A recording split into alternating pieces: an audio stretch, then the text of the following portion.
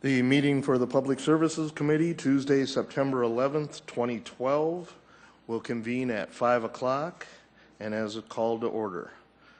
First agenda item would be review and approval of minutes dated July 10th, 2012. Move approval, Aguilar. Second, Erpenbach. All in favor, say aye. Aye.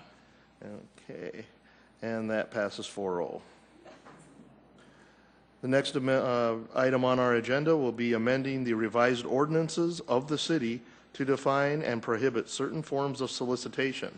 And we'll have Chief Bartell open the conversation here. Good afternoon, Doug Barthel, Police Chief. Also have with me Keith Allenstein, Police Legal Advisor.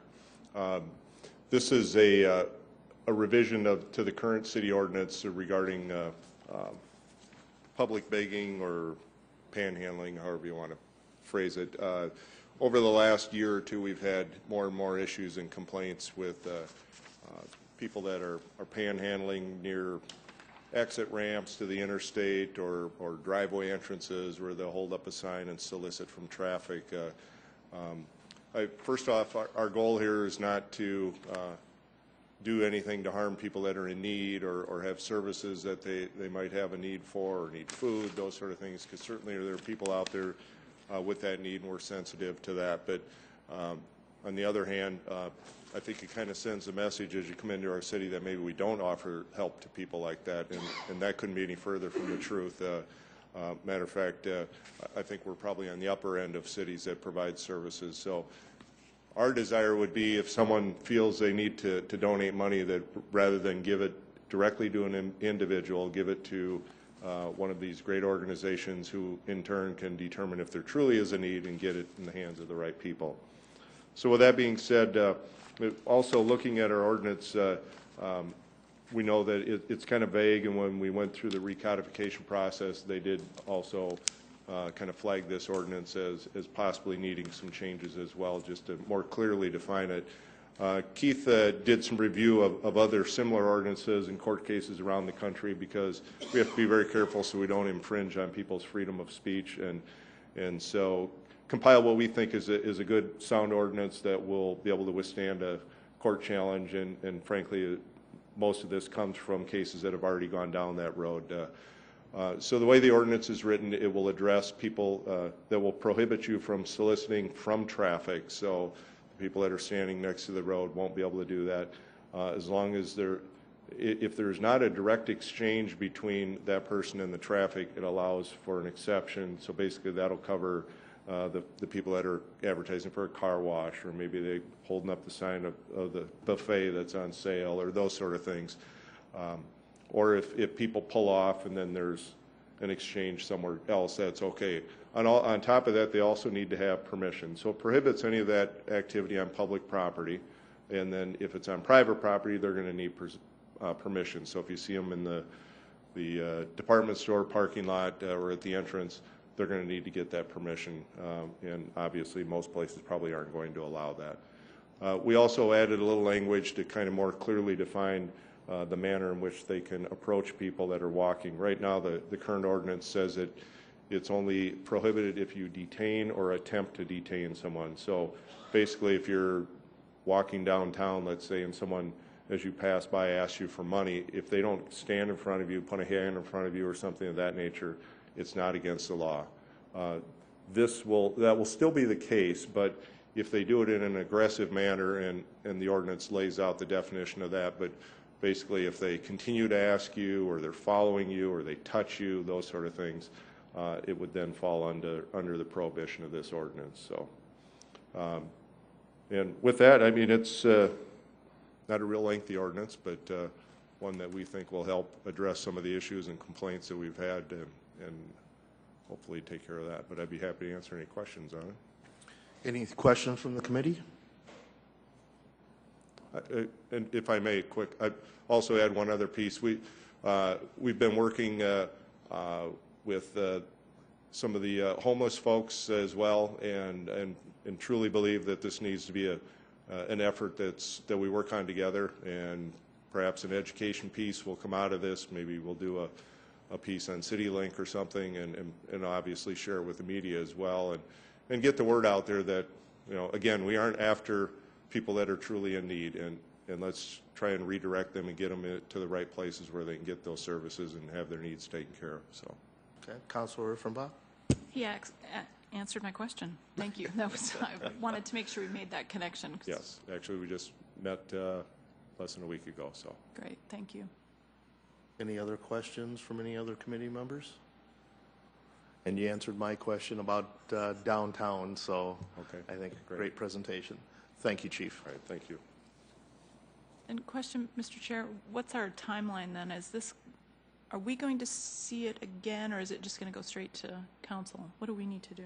Well, I think that's a good conversation to have right now. Okay, good. I think that this is an ordinance that is already in effect in another South Dakota city. I think Chief Bartel has answered the questions that I had as he was doing the presentation, and as Michelle said also, answered her question.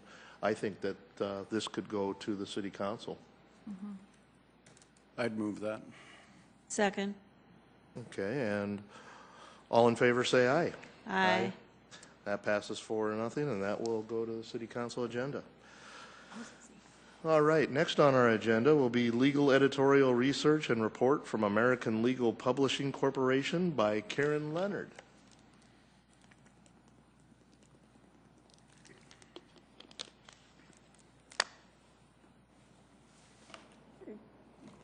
Good afternoon. I'm Karen Leonard. I'm a deputy city attorney.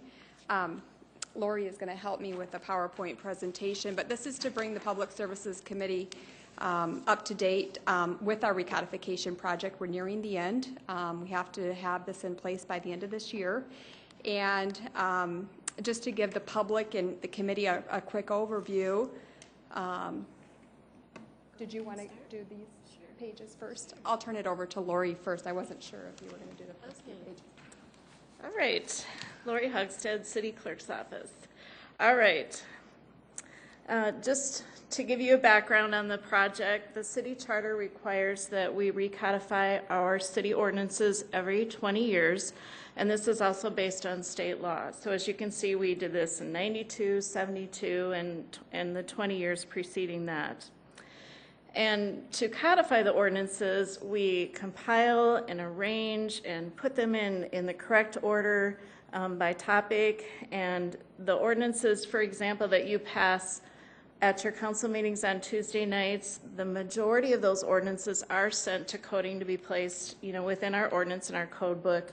A few exceptions, such as rezonings or supplemental appropriations, some of the ordinances that deal with money, specific dollar amounts may not be included, but otherwise all the other ordinances are sent in and they're incorporated over time. So every 20 years is a great time for a cleanup of our code book. Just to give you a timeline for the project, it began with a supplemental appropriation that was given to put into the clerk's budget, and this was done in May of 2011 to fund the project so that we could get this completed in 2012, and that amount was $16,950. Next step would be we sent the document, our actual code book that we had, our current book at that time, to American Legal, and then they went through the code book and did a technical review and recommended changes to us for our code book. The departments were then assigned their chapters for review and input, and this began mid-December.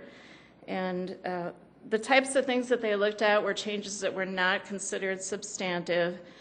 For example, I'll give an example of one that I worked on. It was for licensing, and they mentioned licenses were issued by the city finance office.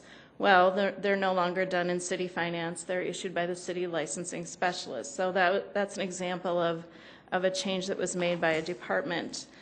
The city attorney's office and city clerk's office spent the month of January reviewing all the memos and changes that came in from all the city departments.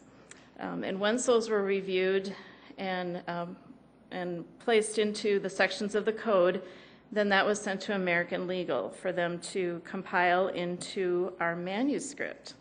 That manuscript was received in mid-May, and then the next step was for American Legal to perform a technical review and to make any changes that they may recommend to the code. The comments and revisions to the manuscript and legal report will be presented to you today, so you will see what has been submitted. And then the next step will be, and this will happen tomorrow, the city will then submit the final revisions of the manuscript as well as answering the questions in the legal report to American Legal, and that will be done by conference call tomorrow on September 12th. That then will give us the finalized manuscript back on November 13th. So it gives them about a month, 30 days to get this put together. And this is the final code that will be presented for adoption. And the dates that we're looking at for completing this project would be to present at an informational meeting on November 6th, similar to what we're doing today. First reading of the ordinance to adopt the new code would be November 20th, with second reading on December 4th. And this new code would become effective January 1 of 2013. And it's good for another 20 years.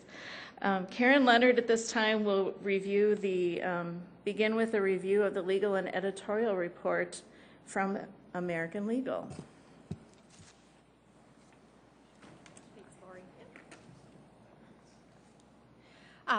Let me just start by saying that American Legal had a conference call with our committee about 3 weeks ago, and they wanted to commend the City of Sioux Falls for their efforts in the review we did back in December and January timeframe, and they thought the process worked really smoothly. So when we got their legal report back, there weren't a lot of changes to be had as a result of our comprehensive review, and that I want to commend all the departments for their efforts on what they did.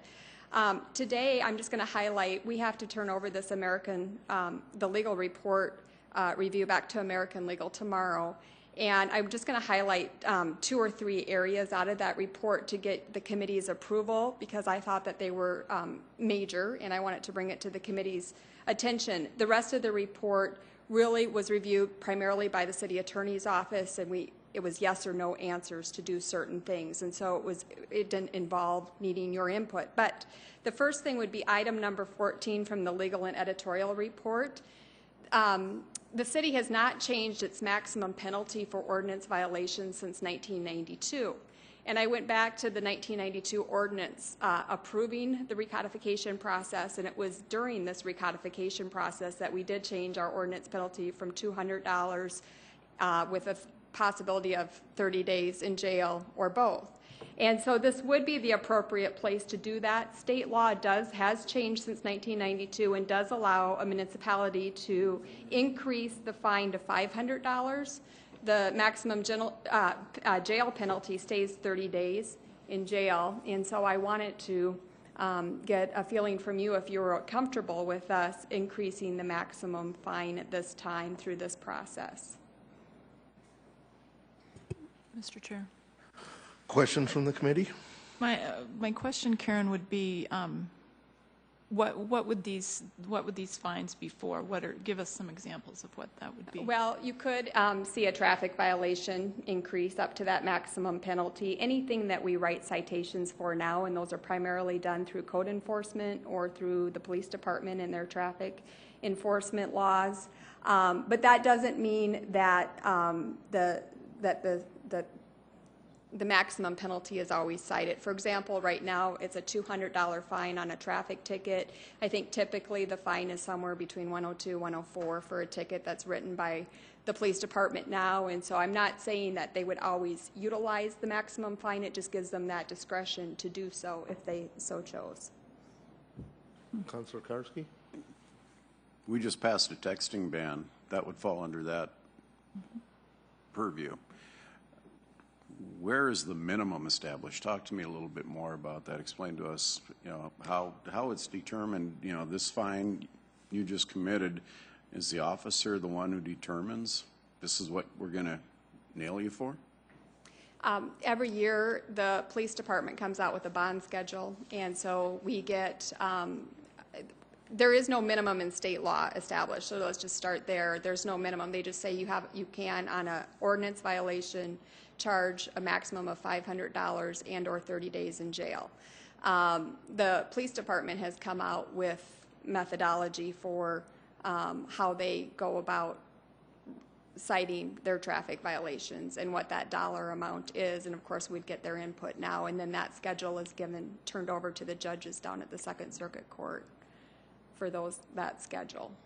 But that would be another process outside of this. I'm not saying today that they would up all the fines, into that $400, $500 category today. It just gives us the ability to follow state law if we make this change. Any other questions from the committee members? Karen, I do have one question. Sure. Every year we're making changes to a lot of these laws and everything. Do we have to report them to American Publishing when we make the changes, or is it just every 20 years that we do that? Good question. No, every time City Council adopts an ordinance that affects the codification process, that is sent to American Legal and published and updated. So after the publication and 20-day wait period, then American Legal, on the effective date, would Okay, put so that law out online. This is a living document then, Very because much it so. is always changing. All right. Very much. Well, I want to commend the clerk's office and the city attorney's office for undertaking this and getting this done in a very timely manner. It's been something we've been discussing for almost, well over a year.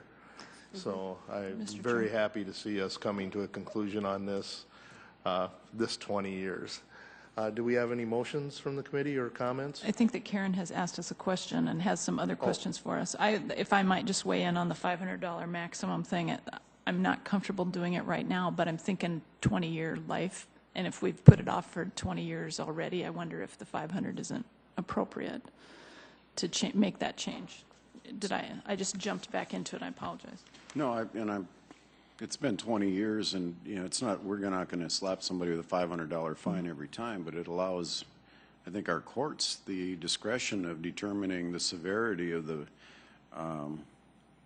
violation to allow them to be able to do that, from the way I understand it. And my thoughts is I would like to give our courts that ability to levy a stiffer fine, whether it be a dog bite or texting. So I think that's a good idea. Councilor Aguilar? So this would go through the regular process, that it would be an ordinance revision that would come before the council, right? Well, if we do it through the recodification process, it would not. I know Paul Bingford of our office had already mentioned that he was going to bring it through the regular city council process. And I said, recodification is already making the recommendation. Let me bring it to the Public Service Committee and get their feelings on that. If you would rather see it come through the normal channels rather than through the recodification process, we can do that as well. But this process is there for us to make these type of changes. It is, and ultimately the entire manuscript with these changes will come in front of your body to vote on in first reading in third part of November, the latter half of November, and second reading the first part of December. Mm-hmm. So it does come to the whole council. Mm-hmm. But so then, there should be a presentation prior to that at an informational so that all of this is out there. Then I have no They said- problem. Mm-hmm. Yeah. Okay. So is there a motion to move forward Move with this? Or? to the 500? Do we need a motion for that, or are we going to take the entire presentation? Because I know there's more to it. Mm-hmm. And should we take it in its entirety, or do you want to make motions on each individual part? Personally prefer individual, if we could. Me too. I also. So do we want to send this to an informational and have them, or do we want to approve those individual ones here and then say we've recommended these changes? For the final meeting. Okay. Mm-hmm. I think what we do is respond to Karen's questions, because my understanding is she has more than this one question. We vote on this question. It goes whichever way it goes, and that goes into the final package that goes to informational, first reading, second reading. But then we follow with the next question from Karen. Got it. So I would move that we do approve the 500, the increase to 500 for the fines for violations of ordinances. Second, Aguilar. All in favor, say aye. Aye. And that passes 4-0. All right, thank you. The next item to take a look at would be item 45 and 48. You just heard from Chief Barthel describe the public begging section. American Legal also did flag this in our legal report that we need to update the public begging and carrying a concealed weapons sections as a result of their case law review. But they have chosen, I had the police department look at that particular question, and they're advising that we do not take this through the recodification process since they already are working on both issues and plan to do that through the ordinary course. Is that acceptable to the committee to keep it the way it is?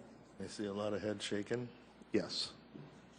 Okay, thank you. Do we The need clerk to is make a asking for a motion on motion, that yes. also? Yes, I Okay. would move that, do the presentation, keep these out of the recodification process and let the police department handle them. Do I have a second? I've got a question. I'm not too sure what we're doing with this. Can you explain it a little bit better? Oh, sure. Can I Once- second it so that we have the motion on the table and then through discussion? Thank you. Okay. This legal report, if you approve that we don't make any of their changes, then we will write back to American Legal tomorrow and say, do not, in this process, make your recommended changes to the public begging and carrying a concealed weapon laws. We're going to deal with that separately through ordinary channels. But if we do deal with things like what we just talked about through the recodification, like raising the penalty, the next step will be that this will get sent back to the publisher.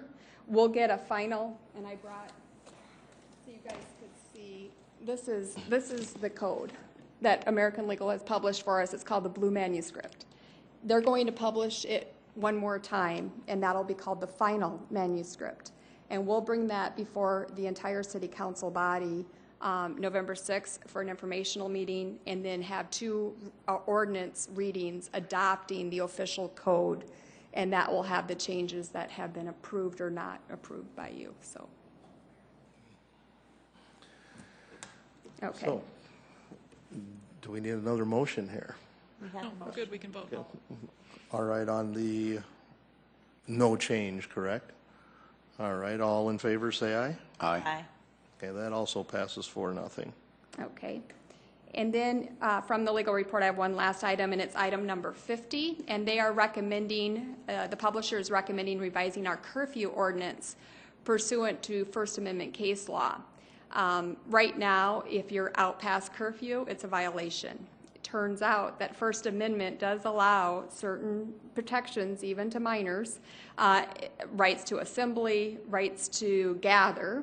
And so they have made a recommendation to us that the officers need to make further inquiry into why the minor is out past curfew and whether or not it falls into some of these First Amendment exceptions.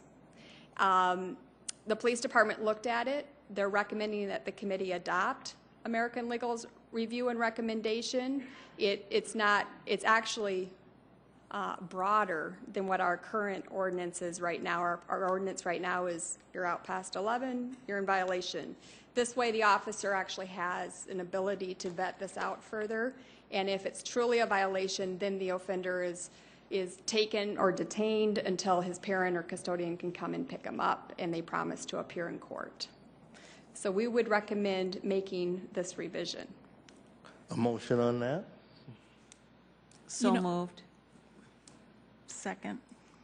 Any comments? Yeah, you know, this is the best tool I have in my toolbox. I still have a minor in my house. I was just going to say that it was wonderful when my kids were man. growing up, I but pull the curfew to be all the fair. I was going to say it too. It did bring back memories. So, All right. okay, on that motion, can I get a vote, please? All in favor, say aye. Aye. And that passes 4-0. All right, thank you. Now I'm going to turn to the Blue Manuscript. I wanted to introduce you to our new code today because up until May, we hadn't seen what American Legal was going to present to us. Taking you back about a year ago, the Public Service Committee did approve to reorganize the chapters. And so this will be, what's on the screen here is the first page. It's now, rather than be calling the revised ordinances of the City of Sioux Falls, it's called the Code of Ordinances. And so I wanted to see if the committee approved of the title because we will be changing those definitions throughout. That'll be called the Code of Ordinances. The next page shows how it is being reorganized. Right now, as you can recall, we have, I think, chapters 1 through 45, and they're divided up into various topics. It's not by department. American Legal recommended about a year ago to us that that was a little bit archaic in their publishing world, that as they publish all over the country, they see that it's become more user-friendly to divide these into titles that affect public works, for example, or just traffic, or if you're a business in town, you go to Title 11 for all the business regulations. And so this is what they've done. So as you can see, we have now 8 titles rather than 45 chapters and 4 appendixes. And then drilling down a little bit further, I had put together what Title 1, 3, and 5 look like. So Title 1 is general provisions, Title 3 is administration, and that has what was the old Chapter 2 on the City Council, what was, I think, Chapter 35 on the pensions and whatnot. Finance is in there, but you get just a general flavor for what the administration does. But then Title 5 has organized what affects public works. For example, your utilities, water cooler, air conditioners, electricity, garbage, emergency telephone system. They put everything into one title. And then you'll see on the next page, Title 7 is the traffic code, which has all of our ordinances located in one central area. Title 9 is your general regulations. And then Title 11 is your business regulations. And that'll have everything from tattooing to the alcoholic licensing in it. But one thing I do need to address with all of you, and then the last page there is the very last page under general offenses, offenses against public peace, offenses against property. Title 15 is on land usage. And then we put together a table of special ordinances. And that's for zoning. We're not going to publish those zoning ordinances every time. We discovered that they were not published before, but we are going to make a notation in the code that they are kept on file at the Planning and Building Services Department. Okay. Excuse me. Go ahead. On that, could you go back one there on that zoning one? So right now, if someone's looking through this, all they're going to see is zoning. Right. Is there any way that maybe like a contact point can be placed in there too? We actually struck the language out. We struck out table, and we put in all zoning ordinances are kept on file at Planning and Building Services. But if you put in Jeff Schmidt, for example, that could change. And so we didn't want to drill down too specifically unless the committee wants us to put a title in. I just wanted to have a general point to direct someone to if they didn't know where to go. Right. Okay, thank you. Are there any questions about the organization of the chapters? Yeah, a couple, if I might, Mr. Chair. First of all, tell me why the titles are only odd numbered. Well, I can find out the answer to that. I think I'd have to go back into some of my notes from a year ago, but it seemed to me that they may be allowing us to grow as a city. Okay. And I allowed them to organize it the way they see it in the publishing industry, and I felt like I would entrust our publisher with how they titled it. So we didn't say it had to be Title 1 or Title 2. We said, please use your publishing industry standards to organize it. I don't disagree with that. Then my other question is sort of related to what Councilor Anderson was talking about in terms of the zoning, because the land usage are all in Title 15. What then is zoning? Is that when we change the zoning on a piece of property, and is that the difference? I mean, to me, I'm not sure I understand. What I think it is, and I can get the answer for you, but I think it is on these pre-development districts that the City Council passes from time to time. Let me see if I have an example.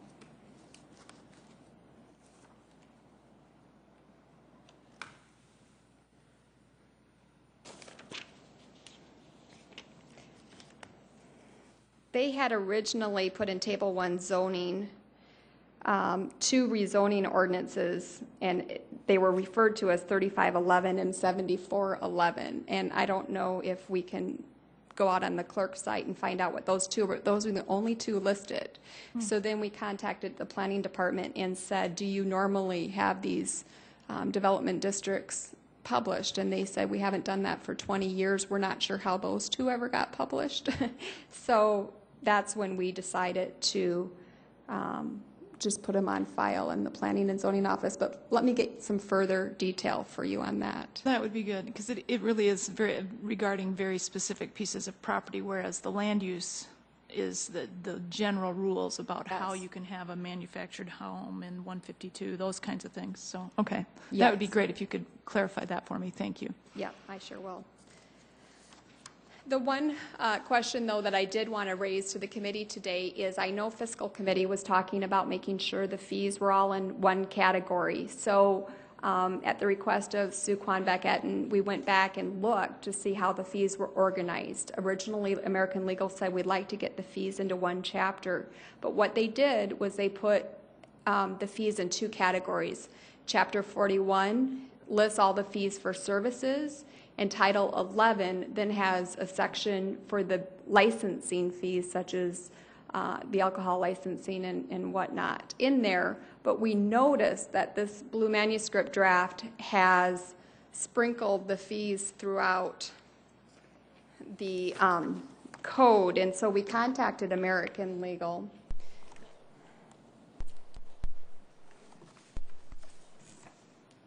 And we asked them to compile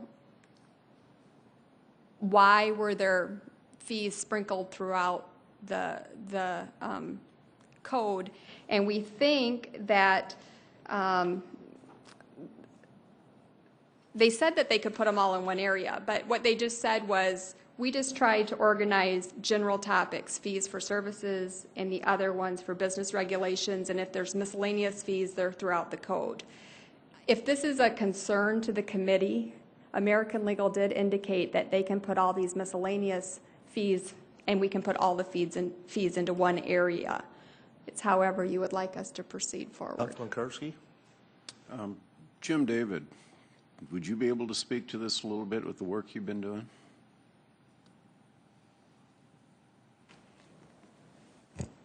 The original goal was to have all the fees in one certain section of ordinances, not just for our efforts to try to categorize these into various categories, but also for there to be a website, a certain section for residents to go to and to be able to click on that to go right to ordinance or just go to the fees section.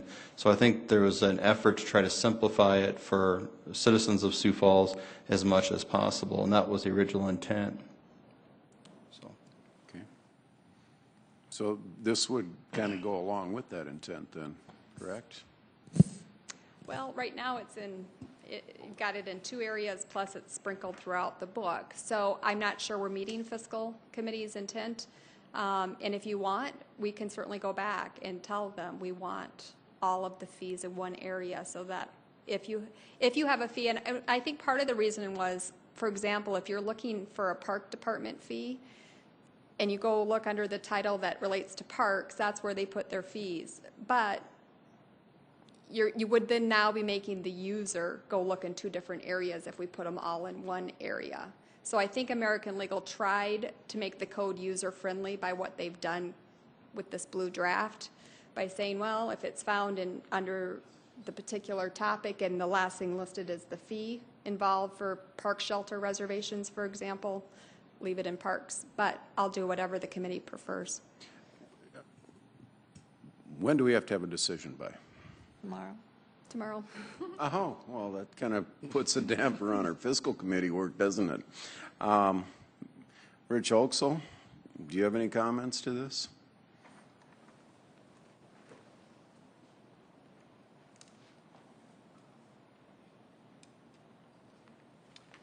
Well, ultimately, it's up to the council, as Karen Leonard said. I think it's just, how can we make this more user-friendly?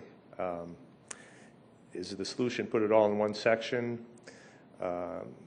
certainly we want the website, when people get on siouxfalls.org, to make it very easy for people to find fees. What we saw in the previous code was obviously everything was just all over the place, even though they did have a section for fees. So I'm not sure what exactly the answer should be. I think we're all on the same page. How do we make it easier? What's the best way to accomplish it? I'm not sure. I guess what they're proposing in the blue manuscript is to have it, I believe, is a little better than the way it was. Let's put it that way. It seems to be. To have it all in one, or to have it? Well, Karen, they wanted to have it in, I think, 2 different sections. Is that what they're proposing? Oh, they'd still sprinkle some of those. 2 section plus sprinkling. Okay, so it'd be 2 major sections, and you still have sprinkling. So I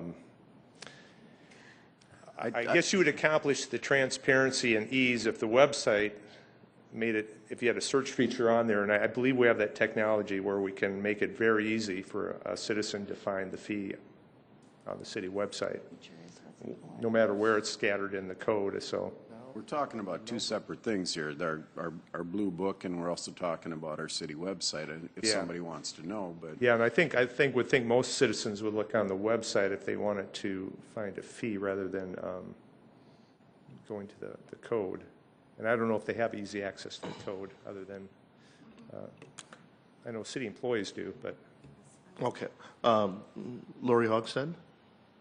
Well, listening to this and having worked with the licensing for a number of years, an idea might be, I know that when I had customers that wanted to look at auctioneer licensing, they expected to see the fee in that section rather than going somewhere else.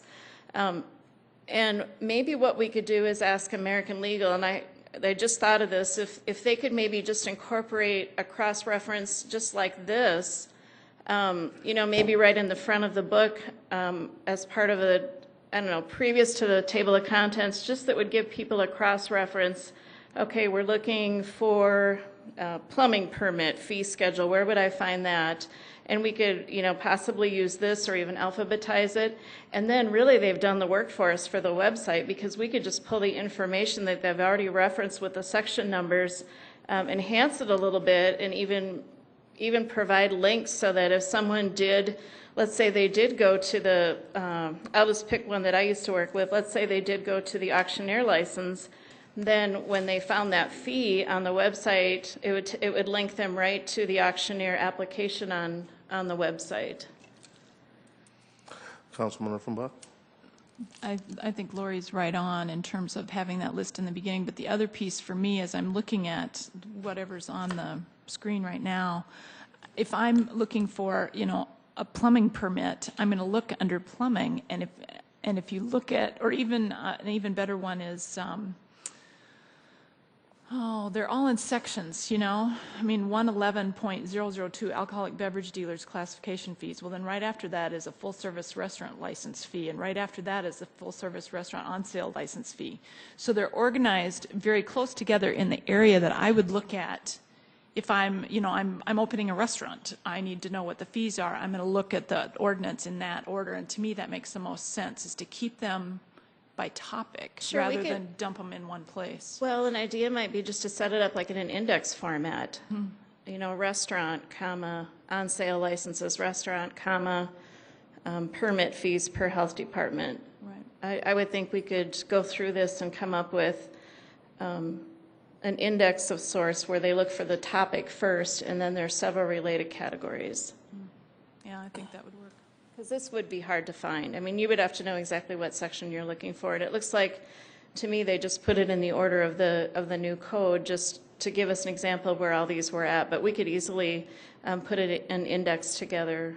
Similar, if you think of our city phone directories in the back, if you're looking by subject, we've got an index, a subject index back there. We could do probably the same with this. I think that's the right direction to be going into. Would you like to continue, Karen, or do we need to make a decision on a motion on this also? However you want I to think we proceed. do need a motion. I would move that we organize the fees according to the presentation.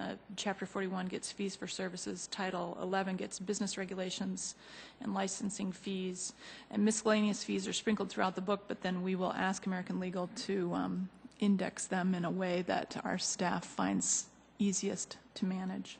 Second. Okay.